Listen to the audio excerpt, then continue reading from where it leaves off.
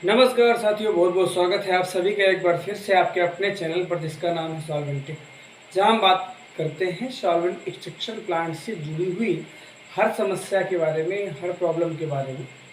और आज हम बात करने वाले हैं प्रेप शिक्षण के बारे में।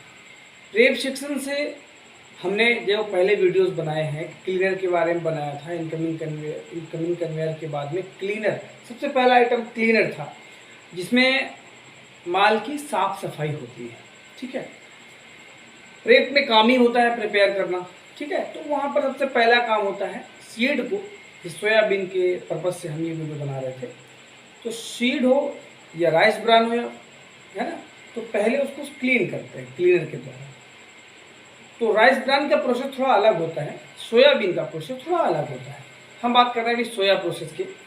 तो आज हम बात करने वाले हैं डिस्टोनर के बारे में, क्योंकि क्लीनर के बाद जब माल साफ हो जाता है तो उसके बाद आता है डिस्टोनर। डिस्टोनर क्या है, कैसे काम करता है, क्या कार्यशैली है, थोड़ा इस चीज़ को समझने का प्रयास करेंगे हम, और किस तरीके से काम करता है, क्या क्या काम करता है। देखिए, पहला तो जो हमने क्लीनर में सफाई की उसमें क्या होता है, एयर का प्रेशर है, डस्ट आपकी जो है उसको वो साइक्लोन में खींच ले गया। लेकिन वहाँ पर हमने सफाई की, मिट्टी की, छन गई मिट्टी। कोशिश ये की कि मिट्टी जो बारीक पाउडर है वो कुछ ऊपर चला गया, कुछ नीचे छनाई में चला गया। लेकिन उसके अंदर जो सोयाबीन साइज का कंकड़ है, पत्थर है, टुकड़े हैं, लकड़ी है, जो उस जाली के साइज से बड़े साइज में है, वो सोयाबीन के साथ में मिक्स होकर के हमारे पास आ रहा है। तो जरूरत हमें डिस्टोनर की क्यों है, सबसे पहली बात तो ये समझना है कि डिस्टोनर मतलब क्या है। डिस्टोनर डी स्टोनर, इसको दो भागों में अगर बांट लेंगे तो क्या हो जाएगा, डी स्टोनर। मतलब स्टोन को, इसका काम क्या है, ये क्या है कि एक ऐसा यंत्र है हमारे प्रेप में। मैंने इसको पहले इसलिए बना लिया क्योंकि वीडियो बहुत ज़्यादा लंबा ना बने, आप लोग परेशान हो जाते हैं। तो ये क्या काम करता है कि हमारा जो सीड के अंदर जो स्टोन है, पत्थर के टुकड़े हैं, लकड़ी बड़ी है, और ये सब जो हमारे क्लीनर से नहीं साफ हो पाता है, पत्थर है, पत्थर थोड़ा नहीं साफ हो जाएंगे। जो सोयाबीन साइज का है तो सोयाबीन के साथ में आना ही है। तो ये हम इसलिए लगाते हैं कि जो है हमारे माल से पत्थर को अलग कर सके। अच्छा, दूसरी एक और चीज है कि कैसे काम करता है, वर्किंग प्रोसेस क्या है इसका, कैसे काम कर रहा है, और क्या क्या इसमें खास बातें हैं, और क्या क्या इसमें हमें ध्यान देने योग्य चीज़ें हैं। जो न्यू सीखने वाले लोग हैं ना, वो चीज़ को ध्यान नहीं दे पाते हैं। तो या ध्यान देते हैं ना तो उनको मन में ये एक चीज़ रहती है कि यार ये है क्या चीज़, है ना। तो ये चीज़ें क्लियर करने के लिए मैंने एक वीडियो बनाना शुरू, मतलब यही मेरा प्रयास ही है इस चैनल के माध्यम से, कि जो मन में डाउट्स आते हैं, जो मन में एक आपके क्वेश्चंस आते हैं, उनका आपको जवाब मिल जाए। और अभी भी मैं बोलता हूँ, जो आपको कहीं प्रश्न आता है ना कि देखिए प्रोसेस से रिलेटेड, मैंने देखा है कि बहुत सारे लोग ऐसे हैं जो जानते अभी ABCD भी नहीं है और बात करेंगे वो बिल्कुल MA BA की। बहुत सारे लोगों के प्रश्न ऐसे हैं। अरे आप जिस लेवल से शुरुआत कर रहे हैं, आप उस चीज़ की जानकारी लीजिए सर पहले, उसके बाद में आपने आपको, जब आप आगे बढ़ेंगे, सीखेंगे, तो सब कुछ ऑटोमेटिक सीख जाएंगे, परेशान होने की जरूरत ही नहीं। सबसे पहले अगर इसकी परिभाषा लिखी जाए, प्रश्न हमारा था कि डिस्टोनर क्या है, क्वेश्चन की अगर बात की जाए डिस्टोनर के बारे में हम जानकारी ले रहे हैं। तो डिस्टोनर में देखिए, पहले ऊपर एक लाइन लगी होती है, ठीक है, जो जाकर के पीछे ब्लोअर में से जुड़ी होती है। वो ब्लोअर क्या करता है, इसके अंदर जो हमारा आइटम है ये डिस्टोनर का, ये जो आइटम है डिस्टोनर का, इसके अंदर एयर का प्रेशर मतलब वो बना के रखता है, किस तरफ, अपनी तरफ खींच करके रखता है। ये जो लाइन है इसमें एयर का प्रेशर ब्लोअर अपनी तरफ खींच रहा है। तो जो इसके अंदर जैसे माल हमारा फीड हुआ, मान लो ये हमारा क्या है, ये लाइन जो है ये फीड वाली लाइन है, जिसमें हम फीड करेंगे सीड को। यहां से हमने फीड किया, फीड करने के बाद माल हमारा पहले ये दो भागों में है, देखिए समझ में आइए, ये दो भागों में है। ऐसा बहुत ज़्यादातर ये जो मैंने बनाया है ग्राफ, ये एक डिस्टोनर का है, जो कि लगभग आप लोगों को देखने को मिल जाएगा, जो कि इंडियन कंपनी नहीं है, बुलर कंपनी का, बुलर। तो इस तरीके का कुछ बनावट होता है। और भी बहुत प्रकार के आते हैं, मेटकन का आता है, और भी कंपनीज हैं जो डिस्ट्रीब्यूटर बनाती हैं सोया सीड के लिए। और भी अच्छा, इसमें हमारा ब्लोअर लगा है जो ऊपर की ओर एयर का प्रेशर बना के रखता है। यहाँ पर एक मैनोमीटर भी लगता है जिसमें पानी भरा होता है, जिसमें इसके अंदर का वैक्यूम इसके अंदर देखते हैं कि कितना दबाव है इसके अंदर एयर का। ये बहुत ही खास चीज़ है ना। ये जो मैनोमीटर है इसमें कितना mm का वैक्यूम, लगभग 10 mm से लेकर के 15-20 mm तक लोग देखते हैं। लेकिन आपको कितना रखना है, आपको माल के हिसाब से आपको मेंटेन करना चाहिए। सबसे पहली बात यह है कि मैंने ये बताया कि इसमें एक मैनोमीटर लगाया था। अब ये चीज़ आपको क्लियर हो गई, इसके अंदर एयर का प्रेशर होता है, ठीक है। अब प्रेशर होता है और यहां पर नीचे बैलेंसिंग के साथ में मोटर लगी होती है, जिससे ये पूरा वाइब्रेट करता है, ऐसा ग्रर ऐसा, ठीक है। तो ये 2 मोटर लगी होती है जिसके थ्रू ये पूरा जो है आपका आइटम डिस्टोनर वाइब्रो करता है। अच्छा, वाइब्रो करने से क्या होता है कि जो हमारे अंदर उसके अंदर है ऐसा ऐसा ऐसा ऐसा जब करेगा। अच्छा, आप लोगों ने गांव घर में देखा होगा महिलाओं को सूप के द्वारा, सूप या लकड़ी का जो बना होता है उससे ऐसे ऐसे हिला करके वो जो है लकड़ी या मिट्टी को अलग करती है सीड से। वही टेक्निक है, बस इसको औद्योगिक के हिसाब से वही चीज़ बनाया गया।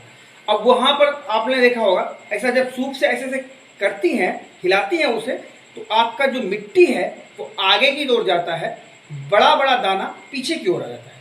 दूसरी एक और चीज़, बीच बीच में उसको फूंक मारते हैं, फूंक मार करके क्या होता है, उसका जो पतली मिट्टी है वो उड़ जाती है ना।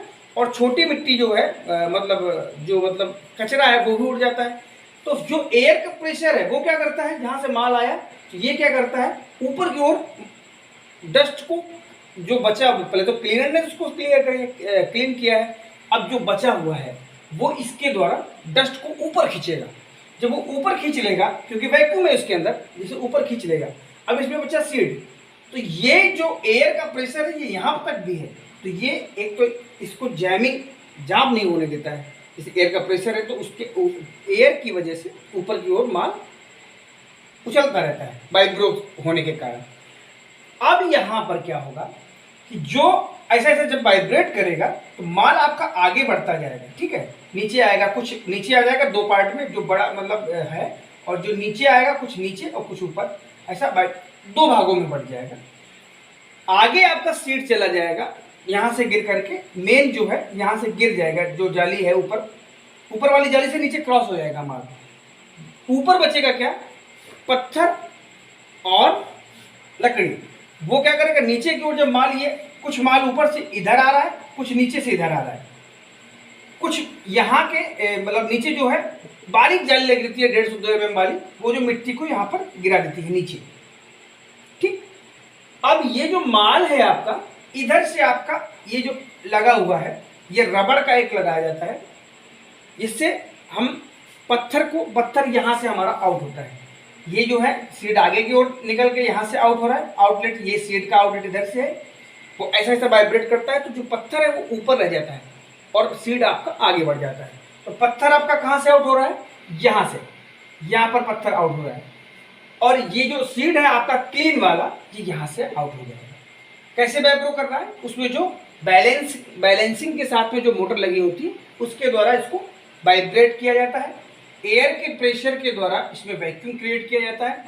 उससे हमारा डबल फायदा होता है कि मतलब डस्ट को खींच रहा है और अंदर एक प्रेशर क्रिएट करके रखता है, ताकि हमारा माल अच्छा साफ रहे। और उस जब ऊपर एयर खींचेगी तो डस्ट क्लीन करेगा, वाइब्रो जब होगा तो पूरा जो मिट्टी है उसके अंदर का साफ कर देगा, है ना। तो यहाँ पर ये इस तरीके से होगा। यहाँ पर ये साइड ग्लास लगे होते हैं, जहाँ से हम देख सकते हैं कि किस तरीके से मतलब माल उसके अंदर भर तो नहीं रहा है कोई, मतलब ऑपरेट करने के लिए बहुत अच्छी चीज़ साइड ग्लास लगे होते हैं। ऐसा साइड ग्लास मतलब एक लगा रहता है, जिसमें से हम देख सकते हैं कि अंदर माल कितना है, मतलब ज़्यादा भर रहा है तो मतलब हमें क्या करना है, फिर उसको किस तरीके से रोक करके उसको खाली करना है, या आपकी जाली जाम हो रही है या और कोई समस्या हो रही है, या वैक्यूम नहीं है, या आपका वाइब्रेट सही नहीं हो रहा है, तो इसकी वजह से भी प्रॉब्लम हो सकती है। चलिए, और उसके अलावा यहाँ पर एक ऐसा अंदर से जो है लगा, जहाँ पे फीड होता है जिस साइड से, तो अंदर एक रबड़ का साइड का वो लगे रहते हैं, मेटकन वगैरह जो देते हैं उसमें ज़्यादा मतलब जैसे कि प्रेशर आपका एयर माल का डिस्ट्रीब्यूट नहीं हो पा रहा है, तो उससे आप कम ज़्यादा भी मतलब उसको ऊपर नीचे करके कर सकते हैं। अब यहाँ पर जो आ रहा है, इन चीज़ एक चीज़ और बहुत खास आपने देखी होगी, जैसे ब्लोअर है, ये ब्लोअर की लाइन है, आप लोगों को जो काम कर रहा है वो तो देख ही रहे हैं ना, रोज ये चीज़ देखने को मिल रहा है इसके। तो ब्लोअर की लाइन में यहाँ हम कपड़े से इसको जोड़ते हैं, जो इनलेट की लाइन है उसको भी हम यहाँ से मतलब कपड़े से जोड़ते हैं। डायरेक्ट क्यों नहीं जोड़ देते, डायरेक्ट फ्लैंज से क्यों नहीं जोड़ देते हैं? तो ये जो पुराने लोग हैं उनके दिमाग में नहीं आता, क्योंकि वो सब जानते हैं। जो नए लोग हैं ना, उनके दिमाग में ये चीज़ आती है कि आखिर इसको मतलब डायरेक्ट क्यों नहीं जोड़ते हैं, ऐसा कपड़ा क्यों लगाना, इसमें क्या दिक्कत है ना? तो अब यहाँ पर क्या है प्रॉब्लम, ये वाइब्रेट करता है, आपका आइटम वाइब्रेट करता है ऐसा बड़ी तेजी से। तो ऊपर वाली लाइंस अगर डायरेक्ट लगा देंगे, लोहे की लाइन या नट बोल्ट से ज्वाइन कर देंगे, तो क्या होगा, वाइब्रेशन नहीं हो पाएगा, या तो ये डैमेज हो जाएगा या तो बोल्ट तोड़ देगा, है ना? तो ये यही डैमेज ज़्यादा हो सकता है, क्योंकि बैलेंसिंग नीचे से होती है, बहुत आराम से वो वाइब्रेट करता है ना, तो इसलिए इसको डायरेक्ट नहीं होती। यहाँ पे कपड़े के द्वारा इसलिए ढकते हैं ताकि, और ऐसे कपड़े के द्वारा ढकते हैं जैसे एयर की पासिंग ना हो, ठीक है? तो यहाँ पर इसको हम कपड़े से बांधते हैं, यहाँ पे भी कपड़े से बांधते हैं। हर जगह से जब हम ये चीज़ ध्यान देना चाहिए हमें कि वैक्यूम जो उसके अंदर क्रिएट कर रहे हैं, बना रहे हैं ब्लोअर के द्वारा, तो जो ब्लोअर एयर का मतलब सक्शन है, एयर सक्शन जो एयर खींच रहा है, उसमें कहीं से हमको एयर ना मिले उसके अंदर। अगर ये यहाँ से एयर खींचने लगेगा, मान लो जैसे यहाँ से पत्थर नीचे आ रहा है, टुकड़े उसके मिट्टी के नीचे आ रहे हैं, अब यहाँ से रबर का वो लगाया जाता है पाइप, ताकि वो, और आगे से बंद रखा जाता है। अगर ये यहाँ से सक करने लगा, मान लो एयर यहाँ से खींचने लगा रबर साइड से, तो क्या करेगा ना, आपका जो पत्थर का आना है उसको रोक देगा, एयर का प्रेशर उसको आने नहीं देगा ना, ऊपर खींचने लगेगा तो आगे कैसे आएगा? तो ये रबर जो है आगे से दो पंच में बंद रहता है और खुला भी रहता है, कि जैसे यहाँ पे पत्थर आया वो तभी खुलता है, उसके बाद चिपक जाता है वापस, ताकि एयर जो ऊपर वैक्यूम है उसको डिस्टर्ब ना करे। अब यहाँ पर देखिए, यहाँ पर ये सीलिंग होगी, रबर लगा दिया, ऊपर जो है यहाँ पर हमने मतलब जिगजैग लगा रखा है, कपड़ा बांध रखा है, ताकि यहाँ से एयर नहीं हो रही। अंदर जो इसकी फीड लाइन होती है ना, यहाँ पे भी एक ऐसा मतलब एक्स टाइप का मतलब बना देते हैं, जेड टाइप का बना देते हैं। ऊपर से माल आया तो पहले ऐसा गया, फिर उसके बाद क्रॉस इधर की तरफ, तो इधर से इधर आ गया, तो मतलब इधर से भी एयर का जो सक्शन का वो मतलब वैक्यूम टूटने का चांसेस है, ऊपर से भी खत्म, जो फीड लाइन है वहाँ से भी ध्यान देना कभी भी, कि वहाँ पे भी मतलब ऐसा लगा रहता है कि ऊपर से माल ऐसा आया फिर नीचे गया, ताकि वो एयर जो अंदर हम प्रेशर बना के रख रहे हैं, मेन चीज प्रेशर का है, जो अंदर का वैक्यूम है हमारा मतलब माइनस प्रेशर, वो जरूरी है। अगर वो नहीं रहेगा तो ये जो है हमारा डिस्टोनर इतनी अच्छे से काम नहीं कर पाएगा, ठीक है? तो ये हमारा इसका उद्देश्य है, लकड़ी पत्थर ये सब निकालना। अच्छा, राइस ब्रांड का डिस्टोनर अलग साइड का होता है, अलग तरीके का होता है। क्यों? क्योंकि अगर राइस ब्रांड में इस तरीके से ब्लोअर से हम खींचेंगे तो पाउडर है पूरा खींच के तो साइक्लोन में ही डाल देगा ना यार, है ना? तो उसके लिए अलग है, उसके लिए हम अलग से बात करेंगे किसी दिन।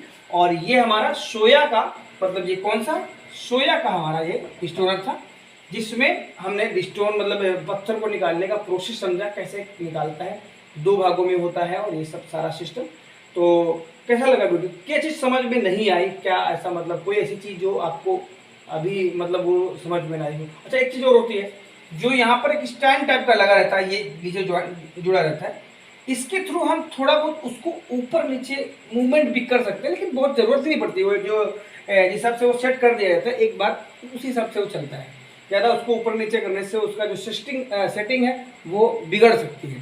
तो हमने ध्यान देना है एयर प्रेशर का, जो मैनोमीटर लगा है आपका उसमें देखते रहिए बराबर हमारा प्रेशर बराबर। बहुत जगह तो मैनोमीटर तोड़ के फेंक देते हैं लोग, देखते भी नहीं हैं, लेकिन जो जिम्मेदार लोग हैं वो सारे लोग देखते हैं। ब्लोअर का ध्यान रखिए, अगर आपका ब्लोअर का प्रेशर टूट गया तो ये भराने लगेगा एकदम से, है ना? इसके अंदर माल एकदम भर जाएगा, एकदम से रिलीज नहीं कर पाएगा, क्योंकि एयर का प्रेशर होता है तो उसके द्वारा वाइब्रेशन के द्वारा वो रिलीज करता है। तो ये हमारा आज का जो वीडियो है कि डिस्टोनर पर था, पेप से रिलेटेड। और मैं चाहता हूँ कि अगर देखिए, अगर आपको कोई इसके रिलेटेड कोई और चीज़ आप जानते हैं और बताना चाहते हैं तो हमें आप व्हाट्सअप कर दीजिएगा 88 88 85 74 38 पर। हम कोशिश करेंगे कि उसको भी जोड़ करके, देखिए ज्ञान जितना जिसके पास है वो कम ही है। तो अगर मुझे तो ज़्यादा कुछ आता भी नहीं है, कोशिश करता हूँ कि मैं आप सबको थोड़ा थोड़ा बता सकूँ। अगर आपको ये बात अच्छी लगी ना तो मुझे या इस चैनल को सपोर्ट करिए और सीखिए, आगे बढ़िए। मेरा यही उद्देश्य है कि आप सब कहीं भी परेशान ना हो। नमस्कार, मिलते हैं नेक्स्ट वीडियो में। तो के लिए नमस्कार, जय हिंद, जय भारत।